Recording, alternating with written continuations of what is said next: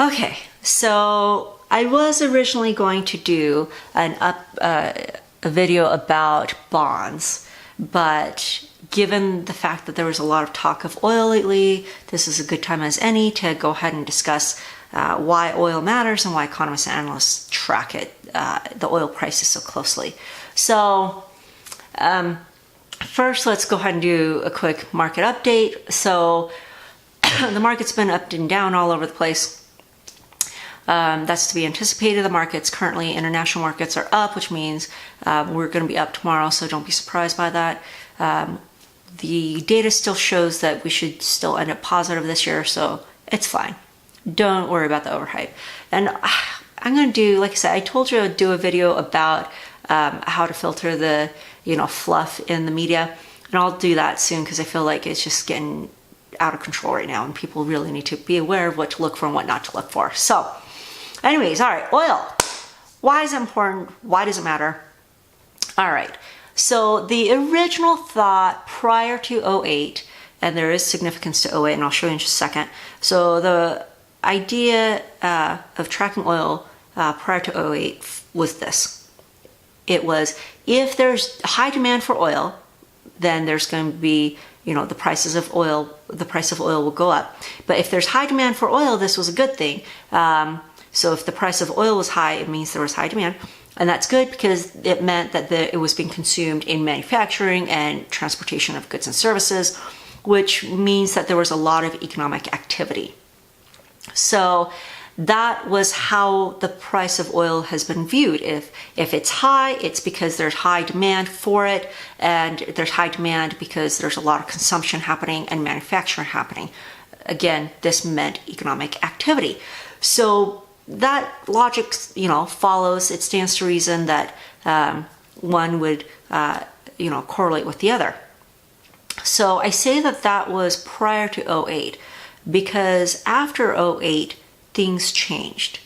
Oil prices got pushed up so high during or right before the financial crisis that it actually changed consumer behavior. Now, any behavioral economist will tell you price is not the only factor that will change consumer behavior. It's a lot of personal preferences. And so to change consumer behavior by price alone, it takes an immense amount. And that is exactly what the oil industry did. They charged so much that it changed consumer behavior in the masses, and not in some small way. And so let me show you how much oil changed during that time. Okay, so I know I still haven't bought software for screen share, but eventually I'll get there. I'm just such a bad Asian. Okay, anyways. All right, so this is based on the WTI, but that doesn't matter because we're not doing it based on dollar denominations. We are talking about the trend line. So this is showing you the history of oil prices, okay? So the gray lines, those are recessions, okay? This is from the Federal Reserve. This is from the St. Louis Federal Reserve. This is a fantastic tool called Fred, right there, okay? If you ever get a chance and want to geek out, that is a great website. Anyways, okay, so here is the price of oil, spiked a little bit here, it's going along, and then you see it creeping up, and then you see it spike, okay? It just increased way too quickly. So here, this is 2004, it's going, it's going up, and then here in 2007, basically, it just started skyrocketing, and all through 2008, it went up, and then the financial crisis happened, okay? So that is how, and if you look, really quick, if you look at, the price of oil now, that's enormously high compared to where it is now. And even after the financial crisis, here's these tops. This is still substantially higher. It's the highest oil has ever been in recorded history. So because of that lovely stunt that OPEC and not just OPEC, but the oil industry in general, the little stunt that they pulled, it changed consumer behavior. So what do I mean by that? Okay, we did not consume oil in the same way. We started carpooling, mass transit became enormous, even transportation of goods and services. There was a lot more rail transportation than there was truck transportation. Bicycling increased. So just in the US alone, bicycling increased from 2009 to 2013 by 400%. That's insane. That's a lot. And so we started consuming oil very differently. Not only that, but people started planning trips. So if they needed to go to the store in town, they would try to hit multiple things so that, multiple stores, so that they only had to make one trip into town instead of going back 2 or 3 times. So things like that. And then, of course, you had this small car company called Tesla that went public in 2010. So they hit the scene, obviously, prior to 2008.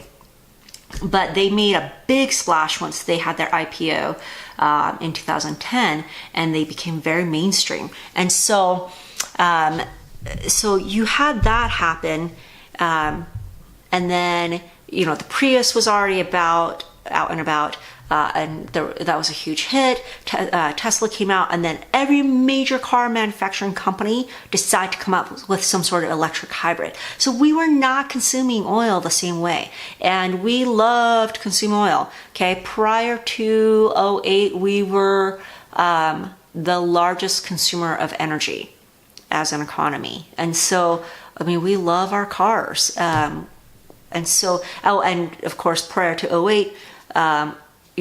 Uber and Lyft, those were, just an idea. And then after 2008, they boomed, right?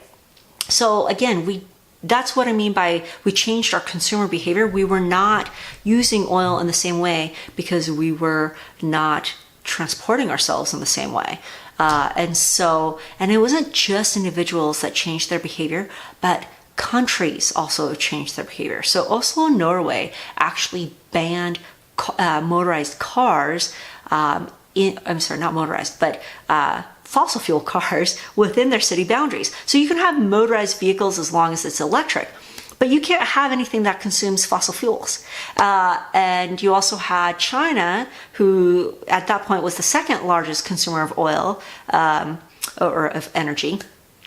And they, because of the massive economic impact it had on their country, the pollution, okay, because they're horrible with it, they decided to earmark $360 billion to renewable resources, trying to clean up the air. And then you also had big push from all the developed economies for renewable resources.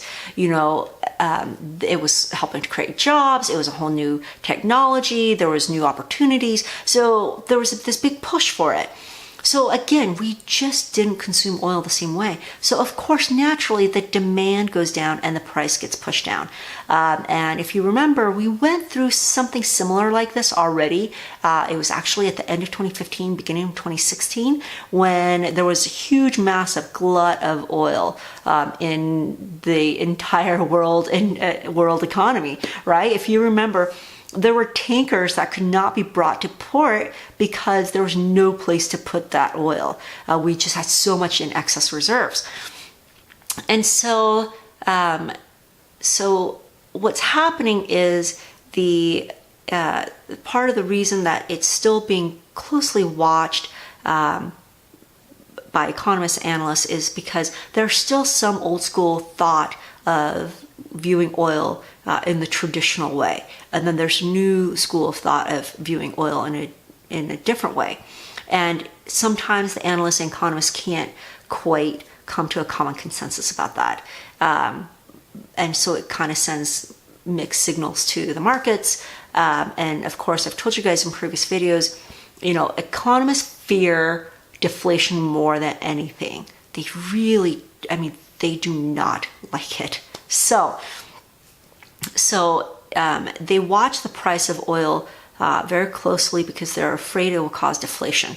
Now, having it go down is not necessarily a bad thing, especially for the consumers, and it's not bad for the economy. So this is where sometimes the old model doesn't quite work anymore. So The new model, you would look at oil prices going down as a good thing because then it causes goods and services to become cheaper, and then more consumption will occur because people are able to afford it, right? So instead of all your money being funneled into the, into gasoline at the gas pump, now if oil prices are down, gas prices go down, now you have more money to spend in other parts of the economy. You'll go out to eat more, you'll spend more money on, clothing and goods, you'll go travel more, you'll go to the movies more, hopefully you'll save some, and you'll definitely invest some. Hopefully you'll do that too.